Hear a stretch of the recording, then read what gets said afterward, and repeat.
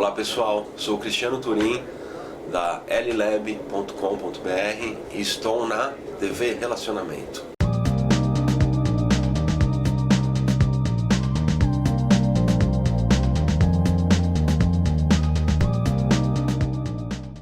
Olá internautas, iniciamos mais um programa Gestão Executiva e hoje temos aí a honra de entrevistar um grande profissional que é Dr. Luiz Fernando Godo. Oi para todos, agradeço a oportunidade de estar aqui hoje, podendo conversar um pouquinho.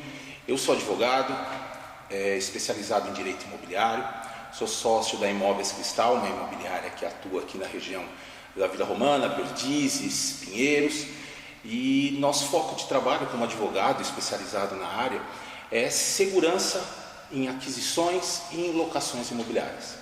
A gente veio aqui para bater um papo hoje. Perfeito. Então, Luiz, em que momento da sua vida que você falou, entre tantas profissões que existem, eu vou fazer direito, e aí eu queria que você explicasse também a tua especialização, como você foi parar nessa parte aí imobiliária? Então, foi um caminho meio longo para chegar até o direito. Na verdade, assim, eu trabalhava em área de hospital, totalmente nada a ver. Aí eu percebi que não dava muito para a coisa, apesar de trabalhar na área. Então me apareceu a ideia de fazer, na verdade, concurso inicialmente. Minha ideia inicial era concurso para juiz. Perfeito. E fiz a faculdade, cursei ali a Universidade Mackenzie. E no meio desse caminho eu acabei conhecendo uma série de pessoas. E uma delas acabou me levando para a área do direito imobiliário. Porque essa pessoa tinha muitos imóveis. E gerou-se um vínculo de confiança e ela foi pedindo para mim ajudá-la nessa parte. Então era um despejo aqui, era uma gestão ali, era uma coisa ali, e a gente foi entrando, era que eu estava embrenhado no meio da área, né?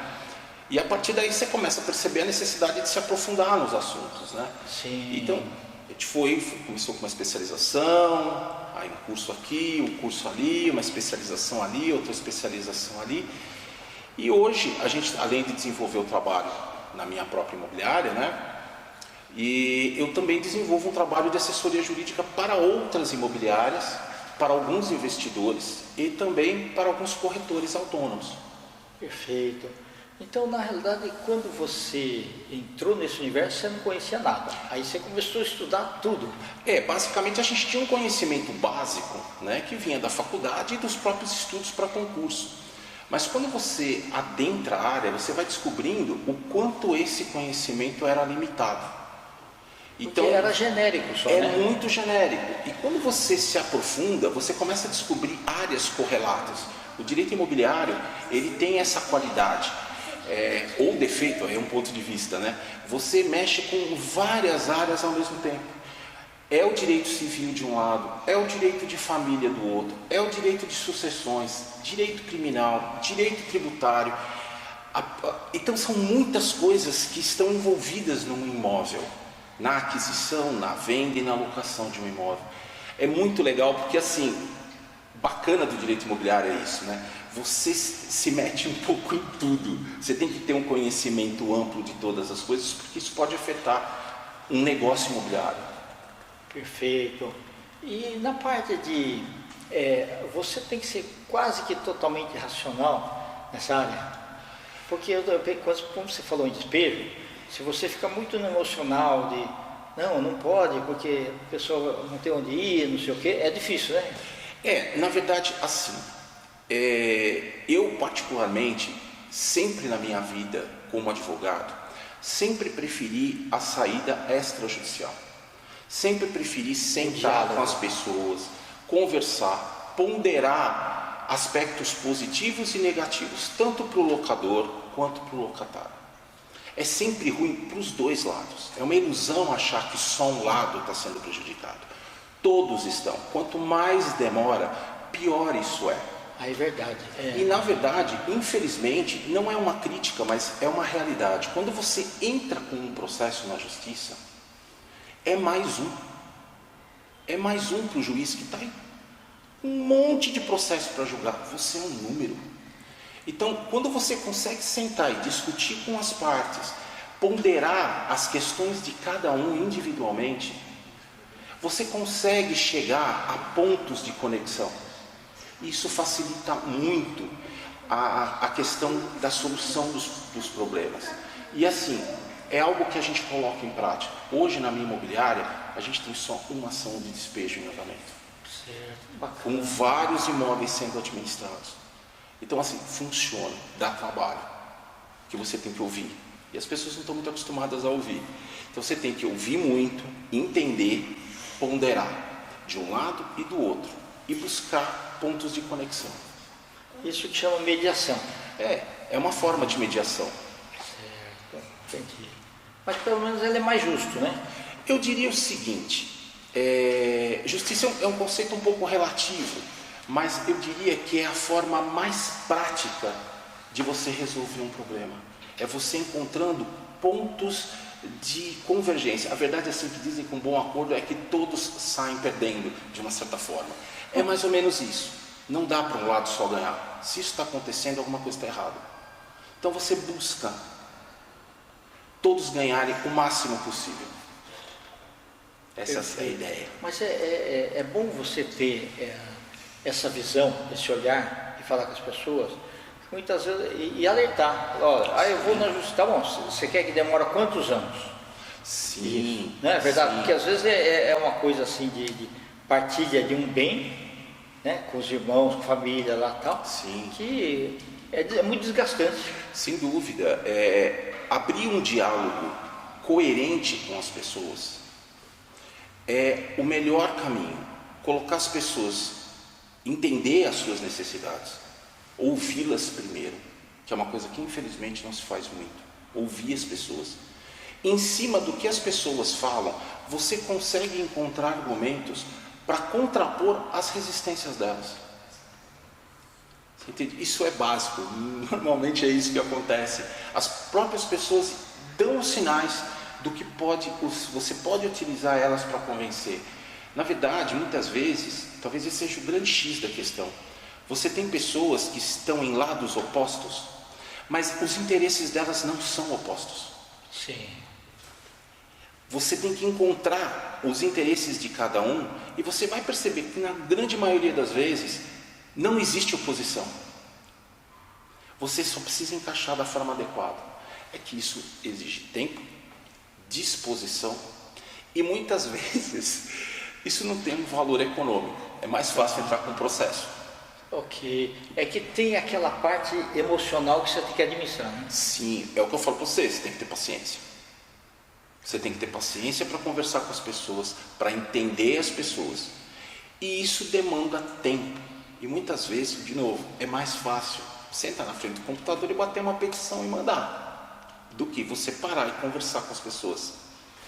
E às vezes tem que, o entendimento, eu tinha entendido isso. Não, tem que voltar a falar de novo. Exato, eu falo, é difícil, você lida com pessoas, e as pessoas, elas têm perspectivas diferentes, formações diferentes, conhecimentos diferentes. Muitas vezes, o grande problema é falta de informação.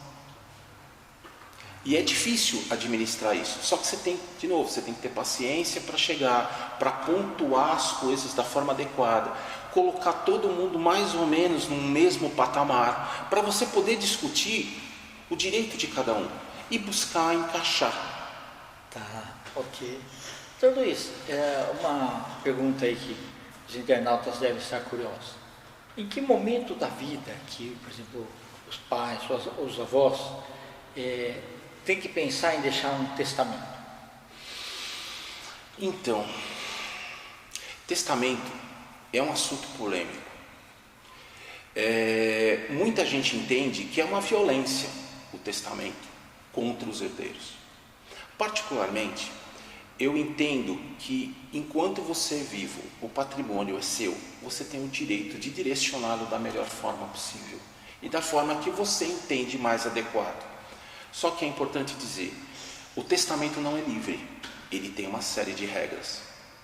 Tá? Existe uma parte disponível, que é aproximadamente aí 50% do seu patrimônio, que você pode testar livremente. Sim. Sempre você tem que ter uma reserva para os herdeiros chamados necessários.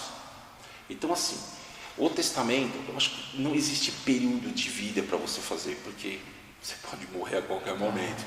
Mas é algo que tem que ser muito bem ponderado. Não se pode fazer um testamento no calor de uma discussão, numa situação de crise familiar. Tem que se ter um pouco de cuidado, porque as coisas acontecem, a vida ela é cheia de percalços. Então muitas vezes você faz uma coisa num momento de raiva, e aí depois você se arrepende, não dá tempo de você resolver, e isso gerou um problema gigantesco para as pessoas. Perfeito. E no caso de deixar assim alguma coisa para o herdeiro, uma vez me falaram o seguinte, que quando você vai deixar alguma coisa, o imposto que se paga aqui no Brasil, comparando com outros países, ele é bem menor. É verdade. Existe uma brincadeira jurídica que diz o seguinte: é mais barato ser herdeiro do que trabalhar, porque o imposto de renda é na faixa de 27,5% e o imposto de morte é infinitamente menor. Então muita gente discute isso, e particularmente tem um certo quê de razão. Proporcionalmente falando, os impostos, todos os atos do governo, todos os atos de Estado são indicativos para a sociedade. Então quando você chega e mostra para a sociedade que é mais barato ser herdeiro, adquirir um patrimônio por herança do que trabalhando, você está dando um mau sinal. É verdade. Não, realmente muito bem lembrado isso daí, viu? Porque infelizmente assim, o ser humano, quando ele está só na zona de conforto, aí que as coisas não acontecem. Sem dúvida. Sem dúvida. Legal. E os desafios aí da parte imobiliária aí, principalmente em épocas de pandemia? O mercado imobiliário ele foi profundamente impactado, né? Principalmente a gente que trabalha com terceiros, né? Que não são aqueles imóveis ligados a incorporadoras, tá? A gente trabalha com pessoas, com vendedores. A dificuldade do contato com essas pessoas durante a pandemia, a dificuldade de poder ir até a casa delas, tirar uma foto, fazer uma filmagem do imóvel, o medo de ter visitas, realmente o impacto para a gente foi muito grande. E apesar de ter um impacto gigantesco, é engraçado, né? O pessoal fala, poxa, então vocês ficaram numa boa durante esse período. Muito pelo contrário. A parte da gente que envolvia a administração trabalhou muito, porque as pessoas entraram num conflito gigantesco, porque você não podia ir trabalhar, você estava com o imóvel fechado, não podia, o inquilino não podia entrar, mas aí tinha um aluguel que tinha que pagar e o imposto que vinha e tal. Então assim, houve todo um trabalho de mediação para que as pessoas entendessem a situação, os proprietários cedessem um pouco, os locatários, inquilinos também cedessem. Foram meses de profundo trabalho aí, de revisão de contrato, de aditivos, foi trabalhoso. E os novos rumos, as tendências, que você acha que vai acontecer? Dar uma estabilizada um pouco? Olha, eu acredito que o mercado imobiliário, ele é muito sólido. Ele é um investimento que a gente, que você vê, que faz parte da cultura brasileira. Então, as pessoas sabem que precisam de imóvel, o imóvel é valorizado pelo brasileiro. Então, o mercado imobiliário, ele vai se recuperar, é uma questão de tempo. E a verdade é que, na minha humilde opinião, é o investimento mais sólido que existe. Dinheiro, a gente já teve experiências anteriores, o dinheiro sumir de caderneta de poupança, sumir de verdade, conta. E ainda com a tecnologia, aí o pessoal muito rapidamente consegue entrar na conta, retirar dinheiro. Exatamente, criptomoedas que a gente não entende muito bem como é que funcionam, fica milionário num dia, fica pobre no outro. O imóvel, eu acho que ele tem que ser um ponto de referência para quem quer investir. Ter uma parte dos seus investimentos em imóvel. Eu acho que isso é muito claro para a maioria dos brasileiros. Então eu fico meio tranquilo, que eu acho que o mercado imobiliário, ele tem seus percalços, tem momentos, como todo mercado, né? Seus altos e seus baixos, mas você percebe que ele tem sempre uma certa estabilidade. Perfeito. Doutor Luiz, nós estamos aí nos instantes finais, eu quero que você volte outras vezes, porque tem muito conteúdo. Sim, muita coisa para falar. Queria que você deixasse uma mensagem para os nossos internautas, principalmente aqueles que estão assim, eu aplico o dinheiro ou vejo algum imóvel agora, alguma coisa assim e tal, né? E depois nós vamos colocar o seu Instagram, as redes sociais, tá? Então, o mercado imobiliário, ele é um mercado sólido, é um mercado que você tem algo físico, seu imóvel está lá, ninguém entra nele, tira ele de você do dia para a noite. Toda a estrutura jurídica brasileira protege muito a propriedade imobiliária, então é algo importante, deve fazer parte do seu rol de investimentos. Mantenha uma partezinha em imóveis, invista em imóveis que você sempre vai ter uma renda garantida e você vai ter sempre segurança naquilo que você tem ali, que você pode ir lá e tocar a campainha que você sabe que está lá. Perfeito. Reinaldo, com os agradecimentos ao Dr. Luiz Fernando Godo, nós finalizamos mais uma Gestão Executiva. Um grande abraço e até a próxima.